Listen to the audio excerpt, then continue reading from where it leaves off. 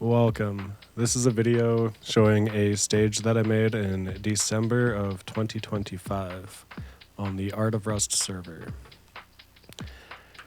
What you can see here is a nighttime view of my front door.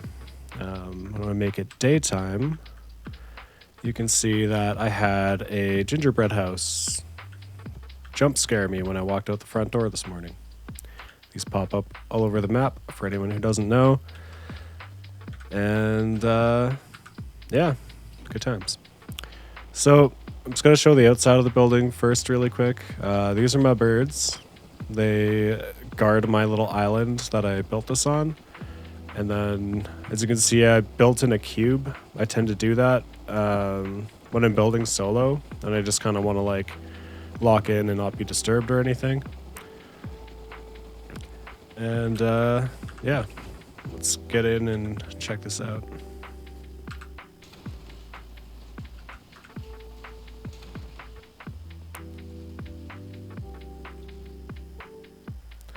So this is what I cooked up this wipe. As you can see, we've got some neon signs that are set up to be kind of like a panoramic sort of vibe. I thought about doing it a little wider because I got the space for it on the walls on the sides, but I kind of decided to just keep it like this because it's easier to kind of, I don't know, it just kind of worked. But yeah, so I wired this up to be able to have 5 different images across all of the different neon signs. And on top of that, I also decided to do something new this time, which was to put neon signs at the top here. Sorry, I'm just going to turn these fairy lights off. I haven't decided if I like the fairy lights or not here in this situation. But anyway, back to the neon signs. So basically, I have those set up so that if you're a performer on a stage over here, got the little turntables, all that, yada yada. Whenever the image on the big neons change, then the little display up there will also change, so that the audience and the performer can both see what's going on. So what that looks like, if I change it, be like that, for example, it'll change them all at once.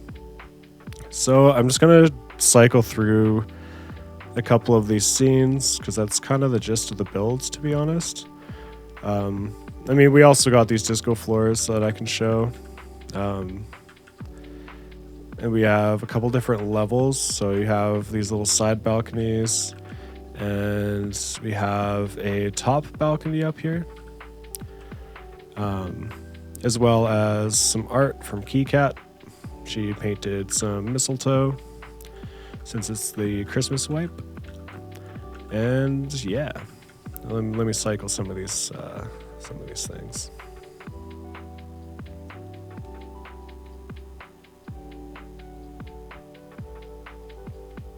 Maybe I'll make it nighttime too.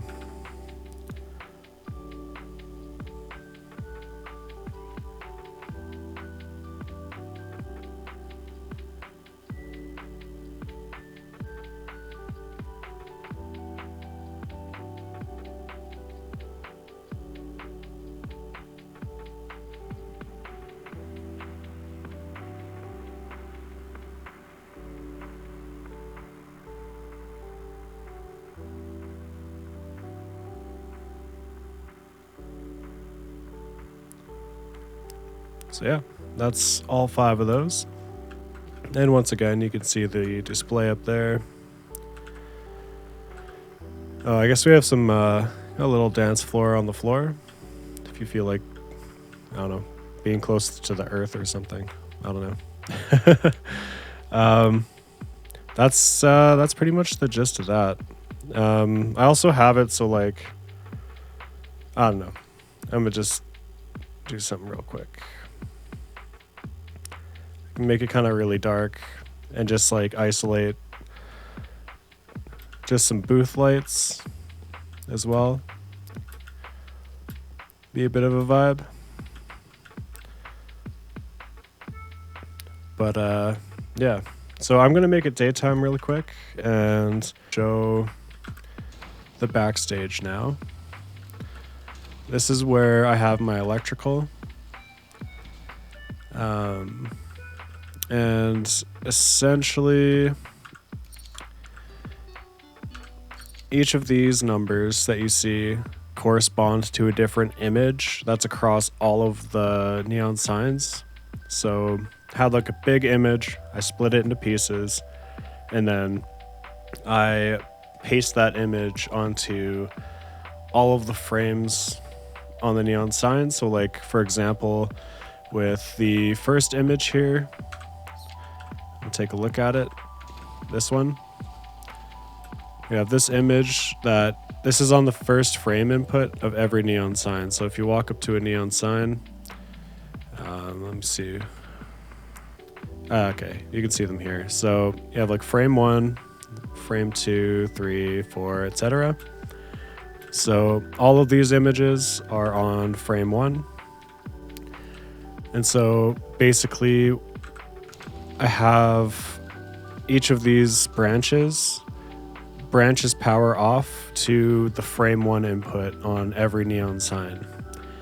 So the smart switch will activate all of those at the same time, and that makes the image paste there, essentially, if that makes sense.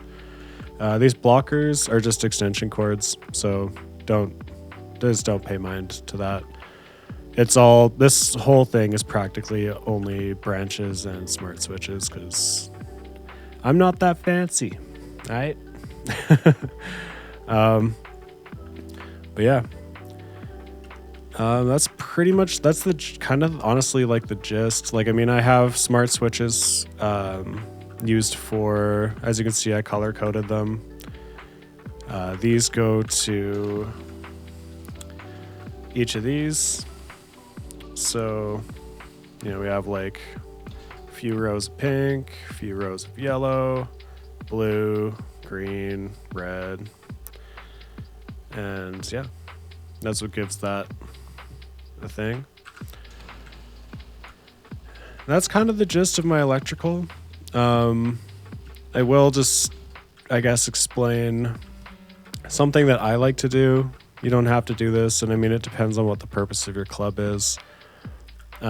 If you're using a boombox to play music through like the radio stations or whatever, you can basically disregard this information. But what I do when I'm building stages, which like I play music, I know other people that play music, so I have it set up so people are just playing through their like in-game like microphone to broadcast music.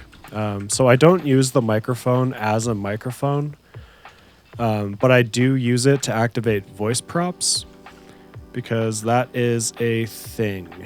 So if you want to use lasers, you want to use disco floors, you want to use sound lights, disco balls, etc., you have to have your electricity go through a device that'll activate voice props in order to have those effects, like in order to have those objects actually do what they're meant to do, you have to have one of these plugged in. So there's two things that can do that.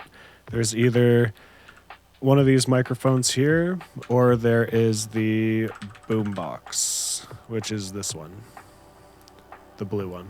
So if you have power hooked up from your power source, this is what I do. This makes life simpler. It's just like a little pro tip, in my opinion.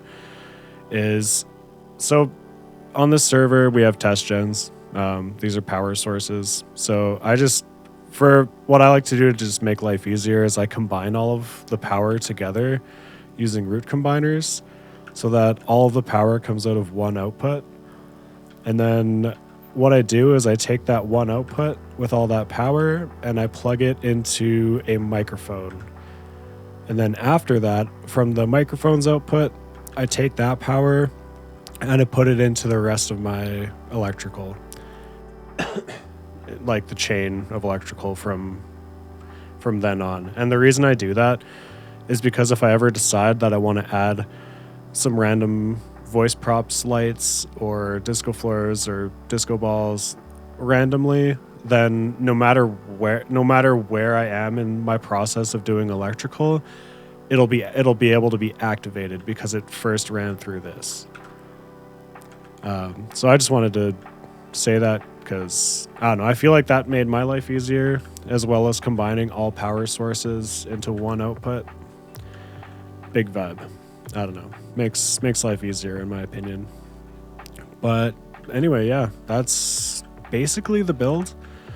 We also have this little back area. It looks kind of fancy with the wallpapers. And this is the back door.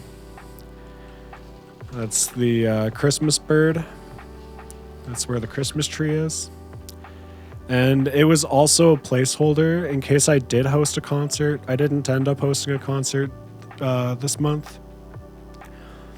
But if I did, then what I was going to do is...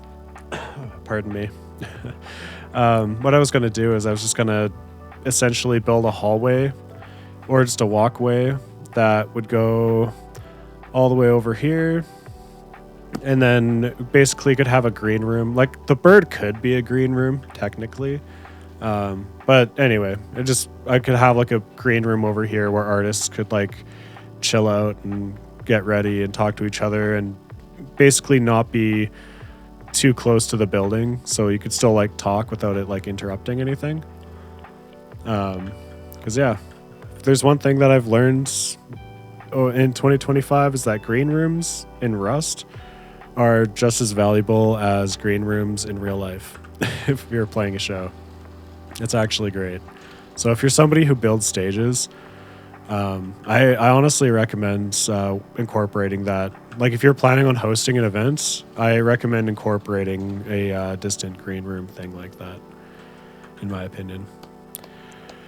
But yeah, that basically concludes my build. So, I don't know. What did I do there? I wanted the fancy Northern Lights picture on the outro. But anyway, yeah. Thanks for watching. I might attach a clip of a little performance in here. But yeah. I'll just play some random loop.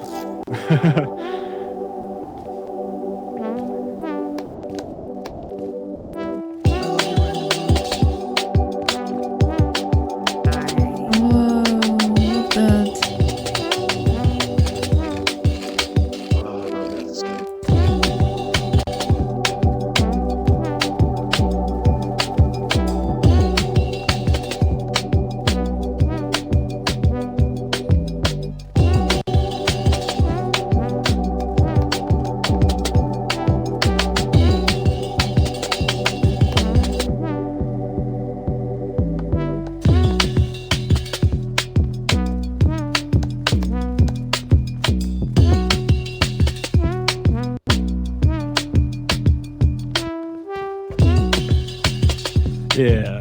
I think that's kind of the gist of it, to be honest. Yeah. That's awesome. Yeah, that was cool. It's super cool. Very pretty.